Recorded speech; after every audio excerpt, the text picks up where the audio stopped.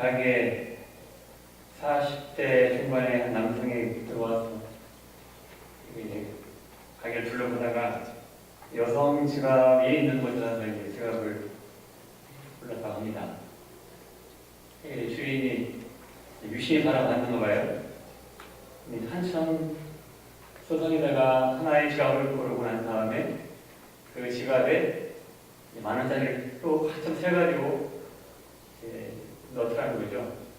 그러니까 이제 주인 아주머니께서 혹시 아내분 생일 선물이냐고 이렇게 물어보니까 아니라고. 그러면서 아내가 얼마 전에 지갑을 잊어버렸는데 혹시 마음이 슬퍼 보이고 우울해 보이고 그래서 그 마음을 좀 이렇게 다독거려 주려고 제가 똑같은 지갑을 사서 잃어버린 만큼의 돈을 넣어서 전해주려고 한다고 이제 그러더라고요. 그래서 어디로 전화를 하는데 아내한테 전화를 했다고 해요. 그래서 지금 어디에 있으니까 어디로 나왔으면 좋겠다.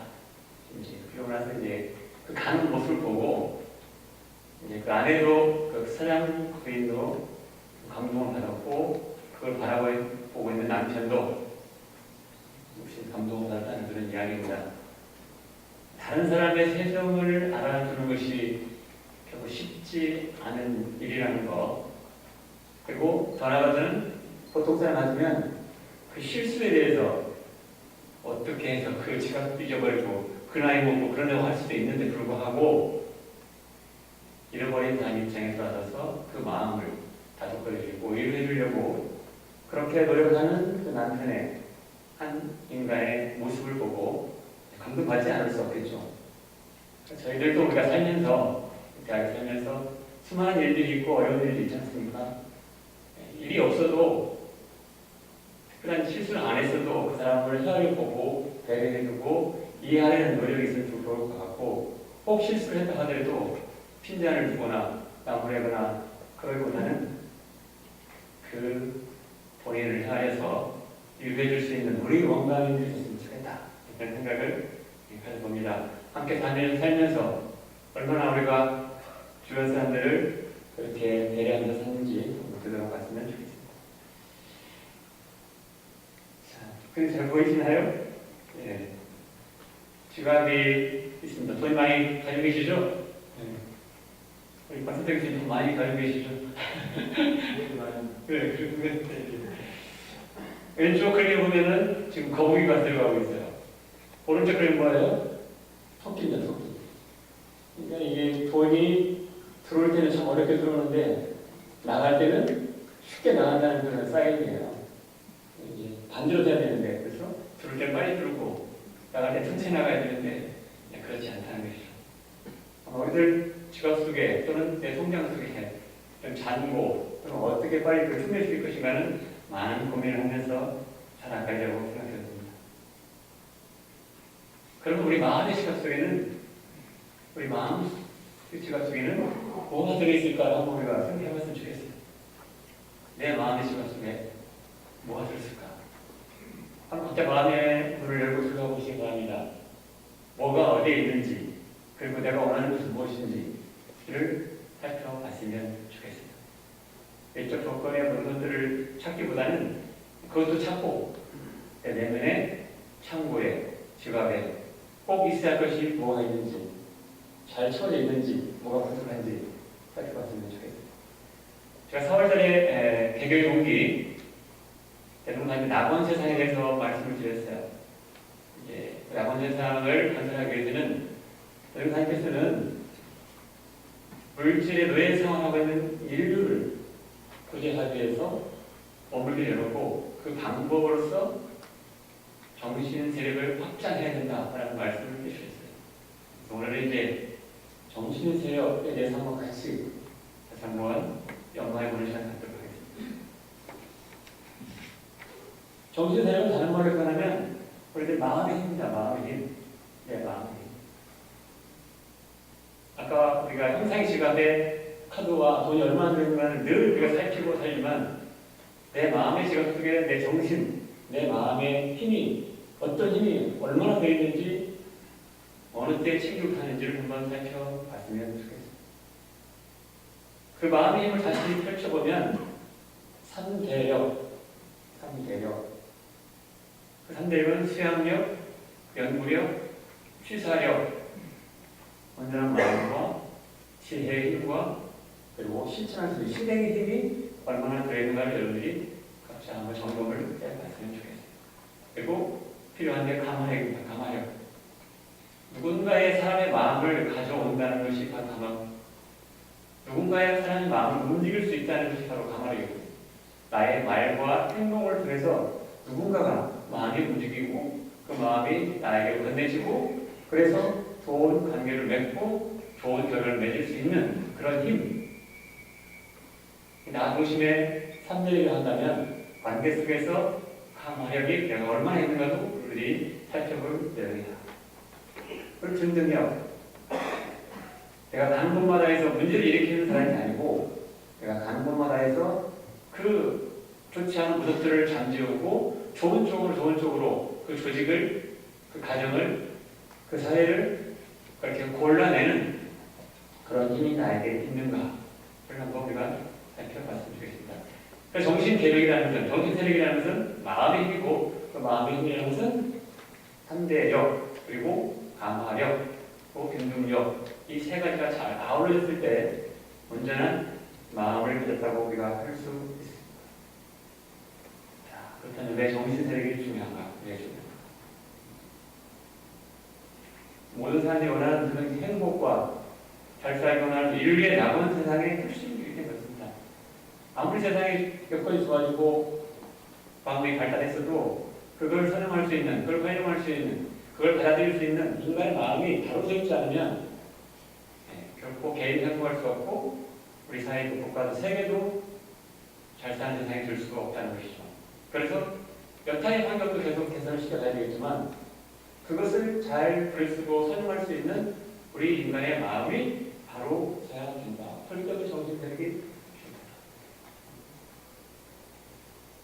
대산 총장께서는 그런 말씀을 드렸어요. 무정력인, 다른 말로는 수양력이 없는 사람, 마음에 온전함이 없는 사람은 마치 무엇과 같냐? 공장에 동력이 없어서 결국 아무것도 생산할 수 없는 그런 공장과 같은 것이다. 내 마음에 힘이 없으면, 내 마음의 수양력이 온전한 힘이 없으면, 자주력이 없으면 마치 공장은 크게 져있지만 그 공장을 움직일 만한 동력이 없기 때문에 내가 원하는 어떤 물건도 만들 수 없다는 것이죠. 그 공장은 내 밖에 있는 공장이 있을 수 있지만 내 안의 공장을 살펴보시기 바랍니다.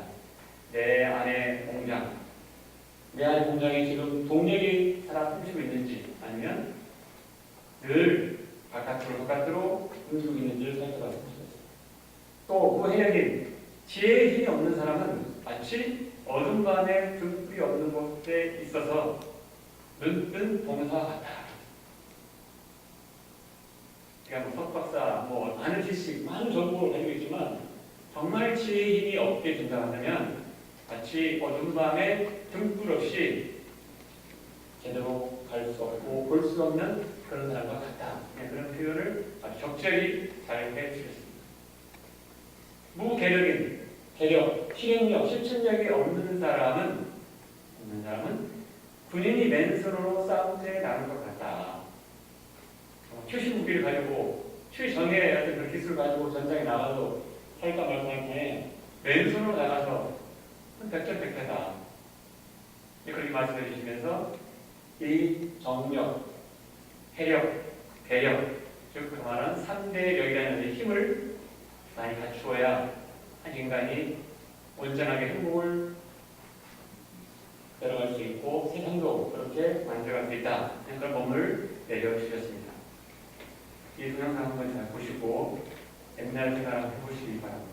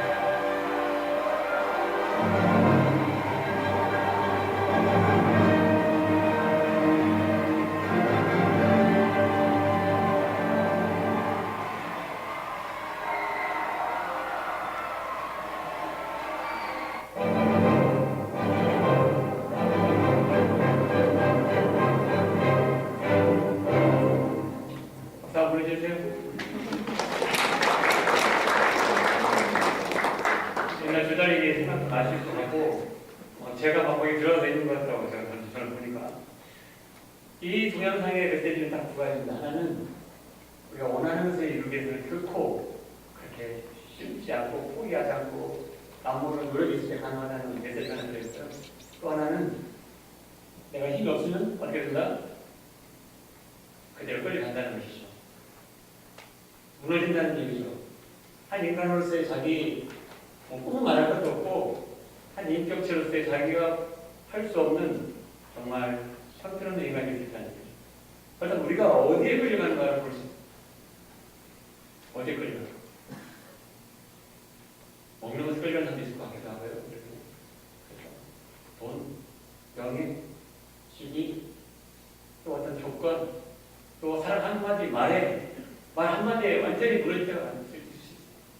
뭐가 없으면, 내 안에 힘이 없으면 수많은 그런 경제들 속에서 자기를 지키지 못하고 자기가 원하는 길을 갈 수 없는 아주 소란한 인생을 살아갈 수 있다.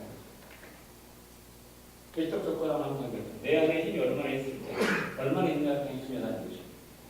그런 어떤 메시지가 이 속에 들어 있습니다. 살면서 큰 일은 아니지만 우리가 살면서 그 누구 한 사람의 말에, 일에, 환경에 우리가 끌려가고 무너지고 정말 후회하는 일은 없는지 다시 되돌아봤으면 좋겠습니다. 공부한다는 것은 어떤 순역 경계 속에서도 여여하게 내 페이스대로 내 인생을 드라이브할 수 있어야 합니다. 누구 때문에? 뭐 때문에? 라는 것은 내가 힘이 없어요 라는 얘기밖에 안 되는 거죠. 그래서 우리가 이제 근황생활 하면 할수록 그런 나의 정신 세력이 계속 업이 돼가지고 정말 어떠한 일이 와도 말도 안 되고 상식이 어긋나고 예기치 못한 사람이 와도 거기에다 휘말리지 않고 갈 수 있는 그런 힘을 우리가 갖추는데 더 많은 공력을 드려야 되겠다.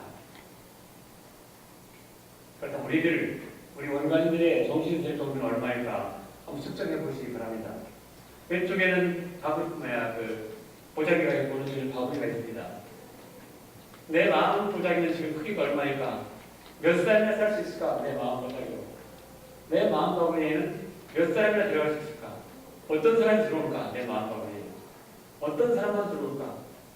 또 어떤 사람 내가 싫어할까? 못 담을까?를 우리들이 돌아볼 수 있어야 되겠다. 저울입니다. 저울. 뭘 살아봐야 되냐면요.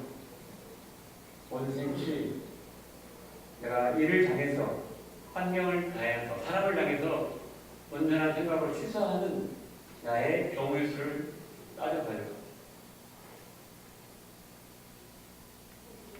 항상 온전한 마음을 가지고 바른 판단하에 할 것은 하고 하지 안 하는 그런 정도의 능력자인지 아니면 상황 따라서 수시로 변하는 나인지 또 대상에 따라서 계속 변하는 나인지를 이 저울로 체킹해 보시기 바랍니다. 펼쳐보면 옳은 일과 그른 일, 이로움과 해로움을 내가 살면서 얼마나 시비를 당해서 내가 시를 얼마나 실행하고 비를 얼마나 하는지 이로움과 해로움을 놓고 내가 이로움을 얼마나 많이 상출하는지 아니면 나에게 모든 사람들에게 해로움을 상출하는지 여러분들이 이 저울을 가지고 대재보면 대략 정확한 숫자는 아니지만 나의 정신세력 정도를 알 수 있다는 얘기죠. 내가 말로 생각으로 행동으로 늘 상생을 만들어 가는지 아니면 그럭저럭 그냥 인간관계를 만들어 가는지 아니면 멀어져 가는 인생을 중간을 관계를 만들어 가는지도 역시 적어보시기 바랍니다. 늘 감사하는지 원망하는지 이유가 많은지 아니면 여건이 여의치 않고 좀 상식이 어긋나고 엉뚱한 일 해도 그런 것에 내가 개의치 않고 의미부여하고 가치를 창출하고 좋은 쪽으로 해석하는지 아니면 그때그때 불평하고 불만하고 안 좋은 소리를 전하는지를 살펴보세요. 감사는 거창한 일을 사는 것이 아니라 나의 일상 생활 속에서 할 수 있어야 된다. 지금 많이 덥죠. 더우면서 어떤 생각을 하실까요? 제가 한번 생각해봤어요. 왜 에어컨 안 틀어주고 덥다고 들으라고 할 수도 있을 것 같기도 하고 사회 있지라고 생각하는 게 있을 것 같기도 하고 여러 가지 생각이 있을 수 있겠죠. 환경은 똑같은 환경이에요. 이 환경을 받아들이는 사람의 내용에 따라 사람과 다르다는 얘기죠. 뭐에 따라서 그 사람의 가치관과 공부 정도에 따라서 다르다. 내가 조직에 살면서 공심이 앞서 있는지 개인 사심이 앞서 있는지도 우리가 저울로 꼭 재어보시기 바랍니다. 나 중심에 나의 틀리, 나의 이익, 이게 우선이지 아니면 전체의 어떤 그런 방향을 향해서 양보하고 배려하고 고려하는 그런 마음 가지고 사는지도 우리가 살펴볼 수 있어야 됩니다. 이것은 어디 학교뿐만 아니라 가정에서도 일반 사회에서도 어디 가서도 또 사무실에서도 나 중심이냐 아니면 전체를 바라보는 나의 마음이 앞서 있냐 잘 둘을 조화롭게 밸런스 있게 맞춰서 가는 우리 공부인이 되야 되겠다. 각자 제목은 알 수 있을 것 같아요. 그 말처럼 정확한 수치는 아니지만 대략 나는 어느 성향을 가지고 있다라고 대략 알 수 있을 것 같습니다. 내가 평상시에 늘 행복한 마음인지 늘 뭔가 쉬워지지 않고 또 뭔가 불만스러운 뭔가 좀 그런 어두운 마음 가지고 있는지를 역시 한번 지어보시기 바랍니다. 그래서 우리 공부한다는 법대를 다니는 이유는 그런 부족한 점들을 발견하고 그걸 채워가는 공부를 해야 진정한 어머니로서의 모습을 갖춰가고 있다고 볼 수 있겠습니다. 자, 행과 불행은 우리들 마음의 크기에 있습니다. 늘 불평하고 불만을 가지고 이유가 많은 한 제자가 있었어요. 스님께서 가르치기 위해서 가서 소금 한 주먹 가지고 소금입니다. 그리고 물 한 컵을 가지고 오라고 합니다. 그러니까 가지러 가면서도 투덜거립니다. 왜 이런 걸 나한테도 시키냐고. 가져왔어요. 그 소금 입안에 풀어놓고 물을 마셔봐라. 맛있겠을까요? 맛이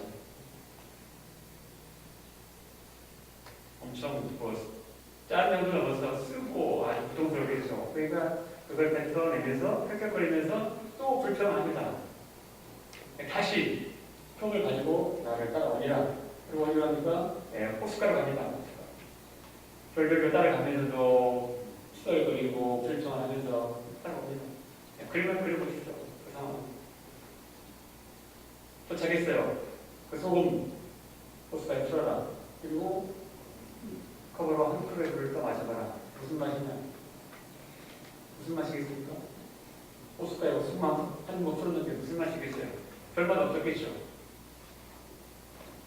얘기는 뭡니까? 결국 소금이라는 경계, 일은, 경계는 똑같지만 그 경계가, 그 일이 어디에 있느냐에 따라서 문제가 될 수도 있고 문제가 되지 않을 수 있는 거죠. 컵만은 내 마음이니까 컵만 한다면 늘 모든 것이 불평스럽고 불만스러울 것 같고 내 마음이 호수같이 넓고 깊고 여유가 있으면 웬만한 상황들은 다 아무 문제 없이 넘길 수 있다는 것이죠. 대부분 우리는 내 마음의 크기, 넓이, 가꾸는 데는 정성을 들이지 않고 늘 바깥의 환경의 조건에 사람에 대해서 이유를 달고 표를 달고 따지려 하는 경향이 많이 있습니다. 자기가 변하지 않는 일, 내가 변하지 않는 일, 내가 변하지 않으면서 늘 다른 사람 변하라고 주문하고 똑같은 얘기죠. 행과 불행은 외적 조건도 영향을 받긴 받지만 근본적으로는 내 마음의 크기에 따라서 깊은 영향을 받게 된다는 사실을 아시고 우리가 더욱더 이 부분에 많은 공력을 들여서 정말 사람들이 또는 주변 환경이 내 마음에 들지 않고 여건에 여의치 않을지라도 마음을 여유하게 가질 수 있는 그런 주인공들이 되셨으면 좋겠습니다. 다시 한번 우리가 대종사님 말씀대로 우리가 낙원 세상을 건설하기 위해서는 저 멀리 있는 것이 아니라 내 마음의 힘, 내 정신 세력을 키워서 내가 처하고 해서 내가 스스로 여유롭고 한가롭고 행복한 가운데 상생과 은혜를 만들어낼 수 있는 그런 주인공들이 되었으면 좋겠습니다.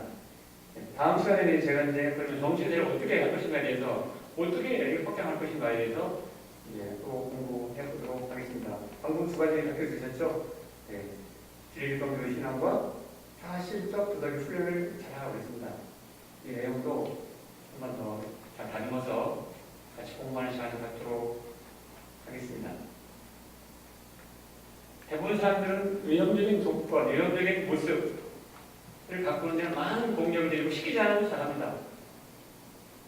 반면에 그 내면의 아름다움, 내면의 같은 그런 메시지는 우리가 잘 귀담아 듣지 않고 가꾸는 데 정성을 많이 들이지 않는 것 같습니다. 늘 우리가 내 마음의 자성 거울을 많이 비춰보시고 또 형상의 지금만 시험을 하지 마시고 내 마음의 지갑 속에 여러 가지 자기 목표 또 자기 표준 카드 또 교법의 카드 이런 카드들을 가지고 다니면서 그때그때 결제하시면서 내 내면을 아름답게 그리고 내 힘을 키워가면서 어떤 상황 속에서도 여여하게 내 인생을 마음껏 운행할 수 있는 열어갈 수 있는 그런 주인공들이 되어주시기를 간절히 영원히 드리면서 말씀하시도록 하겠습니다. 감사합니다.